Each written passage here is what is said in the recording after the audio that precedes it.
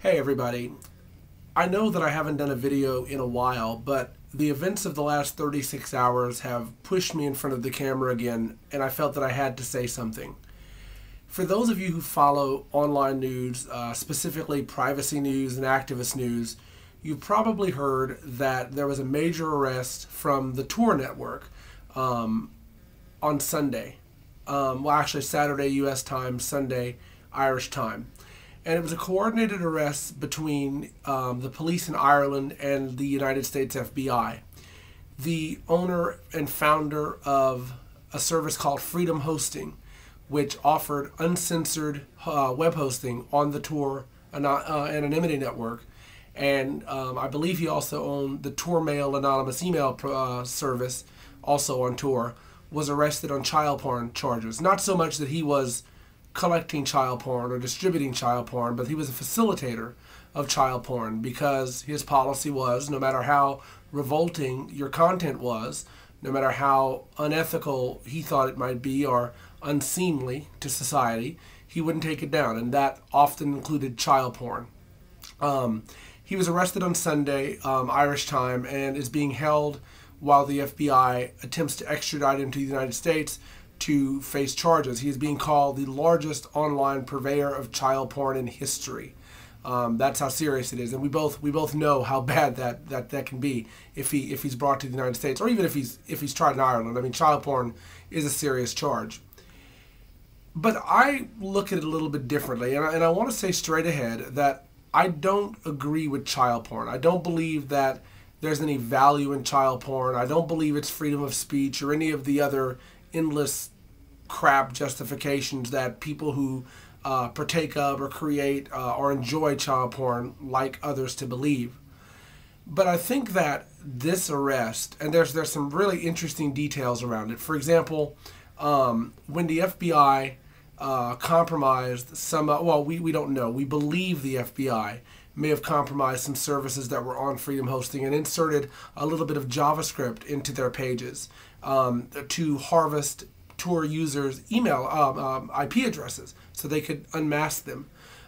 We also know, this is not even speculation as far as I can tell, that the FBI ran a Tor-based child pornography site for at least 2 weeks just to be able to catch Tor users who were downloading, creating, consuming child porn.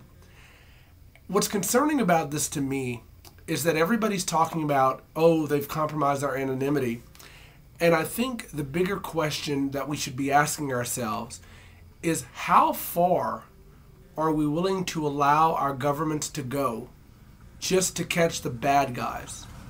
You know, now again, like I said, I'm not a supporter of child porn. I don't believe it's free speech.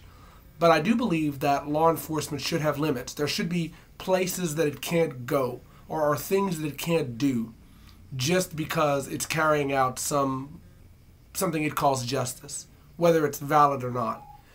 And I honestly believe that one of the limits on law enforcement should be breaking the law themselves, especially with something as horrible as child porn. Because if we take what the government is telling us about child porn, that it harms children, and every time child porn is viewed, that child is re-victimized, they're basically saying that re-victimizing the children on the government-run child pornography site was worth catching a couple of bad guys. And I don't believe that's true. I mean, I don't necessarily believe that every time someone views child pornography, it's re-victimizing the child, as abhorrent as I find child porn. But I also don't believe that that catching predators is worth supposedly re-victimizing someone just to do it. We have to ask ourselves, when are we going to stand up and say enough is enough? When are we going to start fighting back against the FBI and the U.S. government and even the other governments of the world? When are we going to say there are limits you don't cross in our name? And no matter how abhorrent it is, no matter how horrible it is, no matter how nasty it is, no matter how much as a society we hate it, there are limits you can't cross in our name. Even in the name of justice, you can't cross it. We have to start fighting back. And understand, like I said again, even though I don't support child porn is just the latest excuse. What happens whenever they start doing this for patriot movement people, or sovereign citizens, or what is it? People who are into a strong cryptography movement, or even fundamentalist Christians who are believed to be terrorist threats. What happens then? What happens when we go, well, these are bad guys, and so anything to catch them? I'd like to encourage you to think about that, and I'd like to encourage you to think about what you're going to do in response to this. Don't just cheer the FBI on because they caught a bad guy who was doing child porn. Think about how far you're willing to allow them to go. And if you're not willing to allow them to go as far as they have, and keep in mind, in your name, they're doing this. In the name of the citizens of the United States, and to a large degree in the name of the citizens of the world. If you're not willing to let that happen, start to stand up and do something. Start to fight back. And I'm not saying how you should fight back, and I'm not saying what you should do or how you should respond. Everybody has to reach that personal decision on their own. But if you really think that they've crossed the line, and it's just going to keep getting bigger and bigger one step after another, it's time we stand up and do something. It's time that we don't just sit there and go, well, they're law enforcement, so they can do whatever they want. No, they can't.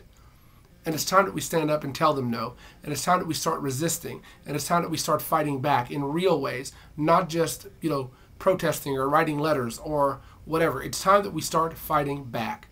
And each and every one of us has to decide how we're going to do that. So what do you think?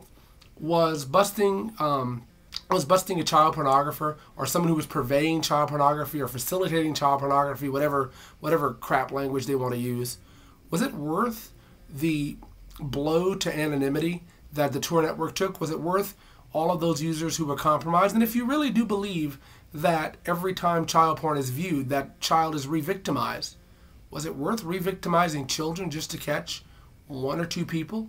Maybe 20 people? Maybe 30 people? What's the level that it's okay to re-victimize a child if you believe that? Just think about it. And let me know what your answers are, because I'm really curious. This is kind of a controversial topic, and so I'd be interested in hearing what you guys think about it. Do you think it was worth it? Do you think it was a good thing? Or do you think that it's one step too far? And if you think it's one step too far, what are you going to do about it?